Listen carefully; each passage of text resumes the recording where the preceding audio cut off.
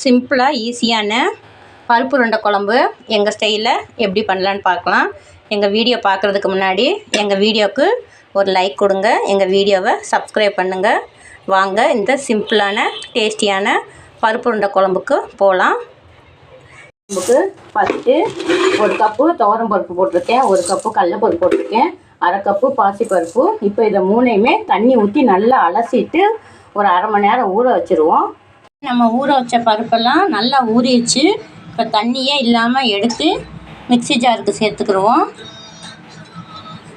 அதோட ஒரு 10 பல் பூண்டு, சோம்பு 1 டீஸ்பூனு, சீரகம் 1 டீஸ்பூனு, ஒரு 5-6 காஞ்ச மிளகா இதெல்லாம் சேர்த்து தண்ணி ஊற்றாமல் குறை அரைச்சிட்டு வந்துடுவோம். வச்சு எண்ணெய் ஊற்றிருக்கேன். இதில் வெந்தயம், கடுகு, சீரகம் போட்டு தாளித்து விட்டுருக்கேன். இப்போ இதை பொரிஞ்ச உடனே இது கட் பண்ணி வச்ச கொஞ்சம் பூண்டு, கட் பண்ணி வச்சுருக்க வெங்காயம் இதெல்லாம் போட்டு கொஞ்சம் நம்ம வதக்கி விட்டுக்குவோம். கொஞ்சம் நல்லாவே வதங்கி வரட்டும், கண்ணாடி பதம் அளவுக்கு. வெங்காயம் நல்லா வதங்கி வந்துடுச்சு. இதில் கட் பண்ணி வச்சுருக்க 2 தக்காளியை சேர்த்துக்கிடுவோம். அரை டீஸ்பூன் உப்பு சேர்த்துக்கிடுவோம். ஏன்னா நம்ம உருண்டையில் கூட போட்டுக்கோம்ல, பார்த்து பத்தலைன்னா அதுக்கப்புறமா போட்டுக்கலாம். 1/4 டீஸ்பூன் மஞ்சள்தூள் கூட இதில் சேர்த்துக்கலாம். கொஞ்சம் மொத்தம் தக்காளியெல்லாம் வதங்கி வரட்டும். இப்போ நமக்கு தக்காளி வெங்காயம் எல்லாம் வதங்கி வந்துருச்சு பாருங்கள்.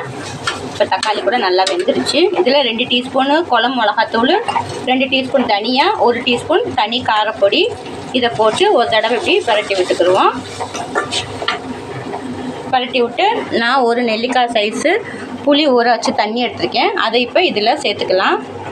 நான் புளி தண்ணியெல்லாம் ஊற்றிட்டேன். இப்போ அப்படி கொஞ்சம் நுரைச்சி கொதிச்சு வருது பாருங்கள். இப்போ நம்ம பிளேட் போட்டு மூடிடுவோம்.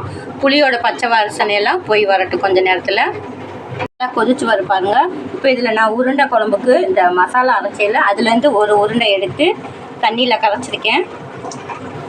அதை ஊற்றிடுவோம். குழம்பு கொஞ்சம் கெட்டியாகும். தேங்காயெலாம் ஊற்றலை. வெயில் காலத்தில் தேங்காய் ஊற்றினா சாயந்தரத்து வரைக்கும் ஒரு மாதிரி ஆகிடும்ல. அதனால் இந்த பருப்பையே நம்ம கொஞ்சம் எடுத்து இதில் ஊற்றி ஒரு கொதி வர விடுவோம்.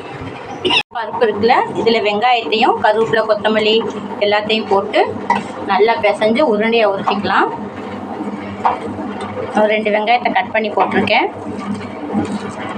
நமக்கு நல்ல குழம்பு கெட்டி ஆயிடுச்சு. உப்பு காரமெல்லாம் செக் பண்ணிக்கோங்க. பண்ணிவிட்டு இப்போ கரண்டி எடுத்துகிட்டு இதில் உருண்டையெல்லாம் பாருங்கள் நான் சின்ன சின்னதாக உருட்டி வச்சுருக்கேன். அதை அப்போ டைரெக்டாக நம்ம போட்டுடலாம். இதில் தேங்காய் ஊற்றாமல் கொஞ்சமாக மாவு ஊற்றினோன்னே எவ்வளோ கெட்டியாக வருதுன்னு பாருங்கள். இதுக்கப்புறம் நம்ம கரண்டியே வைக்கக்கூடாது. சிம்பிளாக நமக்கு உருண்டை குழம்பு ரெடி ஆயிடுச்சு. தினம் என்ன செய்கிறதுனே தெரியாதப்ப நம்ம வீட்டில் இருக்க பருப்பை வச்சு ஈஸியான இந்த உருண்டை குழம்பை ரெடி பண்ணுங்கள். எப்படி வந்துச்சுன்னு கமெண்ட் பாக்ஸில் கமெண்ட் சொல்லுங்கள். இது ஒரு 10 நிமிஷம் மட்டும் அப்படியே கொதிச்சுட்டு வரட்டும். சூப்பராக நல்லா குண்டு குண்டாக உருண்டை குழம்பு ரெடி ஆயிடுச்சு. இந்த சிம்பிளான உருண்டை குழம்பு நீங்கள் கூட ரெடி பண்ணுங்கள். எப்படி வந்துச்சுன்னு கமெண்ட் பாக்ஸில் கமெண்ட் சொல்லுங்கள். நெக்ஸ்ட் உங்கள் வீடியோவில் பார்க்கலாம். பாய்.